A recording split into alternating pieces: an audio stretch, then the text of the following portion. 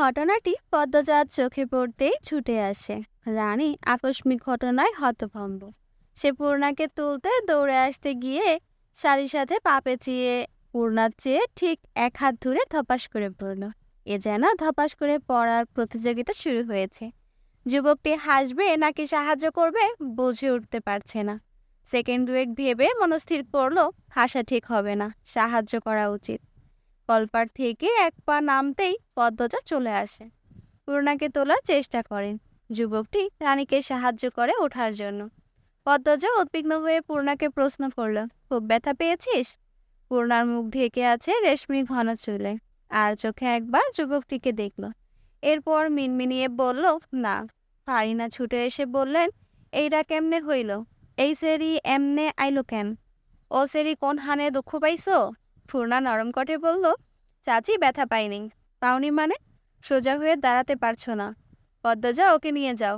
কাদা মেঘে কি অবস্থা, বলল আমির। রানী পদ্মজা আর আমিরকে দেখে প্রচন্ড অবাক হয়েছে। খুশিতে তার কাঁদতে ইচ্ছে হচ্ছে। আমিরের পা ছুঁয়ে সালাম করে বলল, দা ভাই, তুমি আইছো? পদ্মজা, এতদিনে আমরারে মনে পড়ছে? পদ্মজা মৃদু হেসে বলল, তোমাকে সবসময় মনে পড়ে। এখন ভেতরে যাই। পদ্মজা এবং ফারিনা পূর্ণাকে ধরে ধরে অন্দরমহলে নিয়ে গেল। পিছু পিছু রানীও গেল। যুবকটি আমিরের সামনে এসে দাঁড়ালো। হেসে বলল, আসসালামু আলাইকুম আমির ভাই, চিনতে পারতাছেন? আমির যুবকটিকে চেনার চেষ্টা করলো। এরপর বলল, মৃদুল না? জি ভাই। আমিরের হাসি প্রশস্ত হলো। মৃদুলের সাথে করমর্দন করে বলল, সেই ছোটবেলায় দেখেছি, কত বড় হয়ে গেছিস, চেনাই যাচ্ছে না। আমার ঠিকই আপনারে মনে আছে। আমির মৃদুলের বাহুতে আলতো করে থাপ্পড় দিয়ে বলল, ছোটবেলায় তুমি করে বলতি, আর এখন আপনি বলছিস কেন? মৃদুল এক হাতে ঘাড় ম্যাসাজ করে হাসল। এরপর বলল, 16-17 বছর পর দেখা হয়েছে তো। তো কি হয়েছে, তুমি করেই সম্বোধন করবে। গোসল করছিলি নাকি? জি। কাপড় পাল্টে আয়, অনেক আলাপ হবে। আচ্ছা ভাই। আমির নারকেল গাছের পাশে তাদের ব্যাগ দেখতে পেল। এগিয়ে গিয়ে ব্যাগটি নিল। এরপর অন্দরমহলের দিকে গেল। বৈঠকখানায় পদ্মজা বসে আছে। পূর্ণার কোমরে পায়ে সরিষার তেল মালিশ করে দিতে বিশ্রাম নিতে বলেছে। হুমকিও দিয়ে এসেছে, ঘর থেকে বের হলে একটা মারও মাটিতে পড়বে না। পূর্ণা মুখ দেখে মনে হয়েছে আর বের হওয়ার সাহস করবে না। বেশ জোরেই পড়েছিল। পা কোমর লাল হয়ে গেছে। এই বাড়িটা মৃতপ্রায়। আগে তাও মানুষ আছে বলে মনে হতো, এখন মনেই হয় না এই বাড়িতে কেউ থাকে। নির্জীব, স্তব্ধ। রান্নাঘর থেকে বেশ কিছুক্ষণ পর পর টুংটাং শব্দ আসছে। ফারিনা এবং আমিনা তাড়াহুড়ো করে রান্না করছেন। আমির বের হয়েছে, বাড়িতে মাত্রই এলো আর কিসের কাজে বেরিয়ে পড়লো। স্তব্ধতা ভেঙে একটি ছোট বাচ্চা দৌড়ে আসে পদ্মজার কাছে। বাচ্চাটার কোমরে গলায় তাবিজ, তাবিজের সাথে ঝনঝন শব্দ তুলে জাতীয় কিছু গলায় ঝুলানো। পদ্মজা বাচ্চাটিকে কোলে তুলে নিল। রানী বৈঠকখানায় এসে বাচ্চাটিকে বলল, আলো আম্মা, এদিকে আয়, তোর গায়ে ময়লা, পদ্মমামির কাপড়ে লাগবে। পদ্মজা আলোর গাল টেনে বলল, কিচ্ছু হবে না, থাকুক। এরপর আলোর গালে চুমু দিল। আলোর 2 বছর। রানীর মেয়ে হয়েছিল শুনেছিল পদ্মজা, কিন্তু আসতে পারেনি দেখতে। এইবারই প্রথম দেখা। পদ্মজা বলল, আলো ভাগ্যবতী হবে, দেখতে বাপের মতন হয়েছে। বাপের মতন হয়েছে কথাটা শুনে রানীর মুখ কালো হয়ে যায়। তার প্রথম বাচ্চা মারা যাওয়ার 1 বছরের মাথায় সমাজের নিন্দা থেকে বাঁচাতে খলিল হাওলাদার রানীর জন্য পাত্র খুঁজতে থাকেন, কিন্তু কেউই রানীকে বিয়ে করতে চায় না। সবাই জেনে গিয়েছিল রানী অবৈধ সন্তান জন্ম দিয়েছে। এরপর বাচ্চাটিও মারা গেল। কোনো পরিবার রানীকে ঘরের বউ করতে চাইছিল না। এদিকে বিয়ে দিতে না পেরে সমাজের তোপে আরো বেশি পড়তে হয়েছিল। খলিল হাওলাদার পিতা হয়ে রানীকে পাশ লাগিয়ে মারতে চেয়েছিলেন। তখন মজিদ হাওলাদার মদনকে ধরে আনলেন। মদন মগার বাবা মানেই। 2 ভাই এই বাড়িতেই ছোট থেকে আছে, এই বাড়ির সেবার কাজে নিযুক্ত।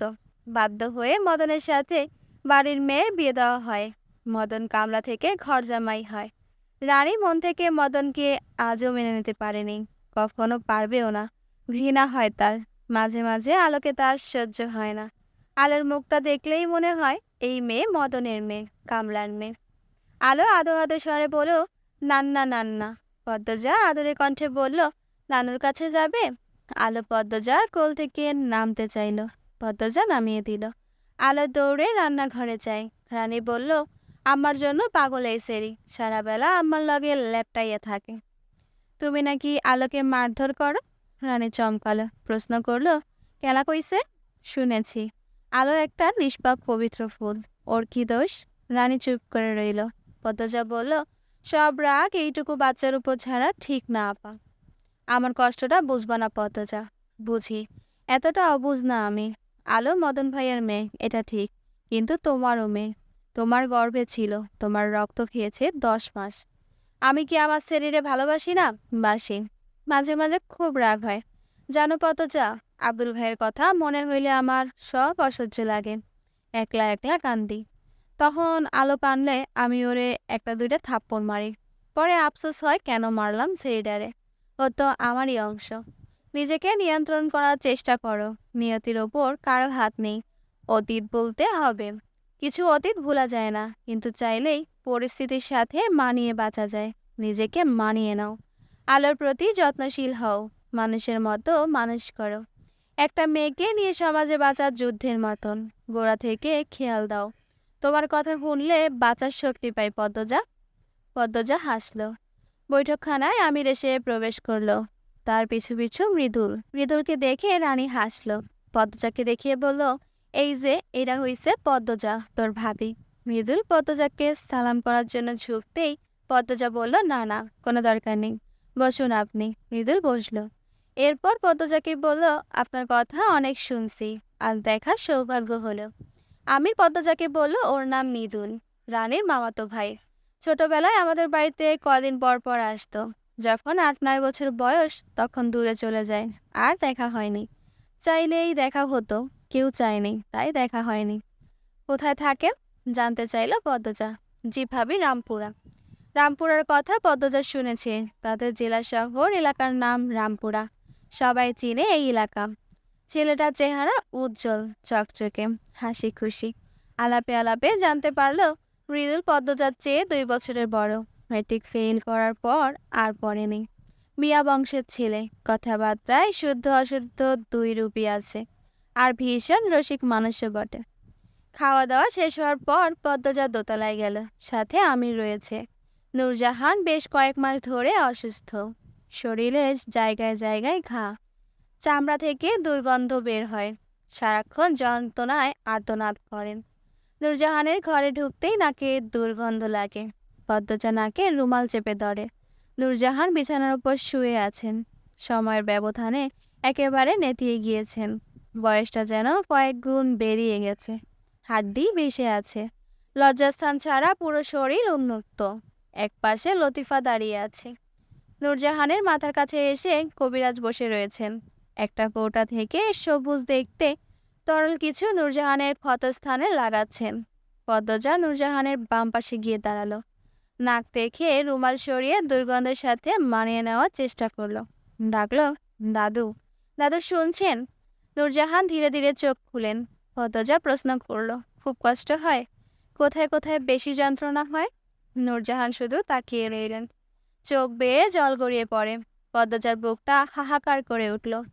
বয়স্ক একজন বৃদ্ধা কত কষ্ট করছে।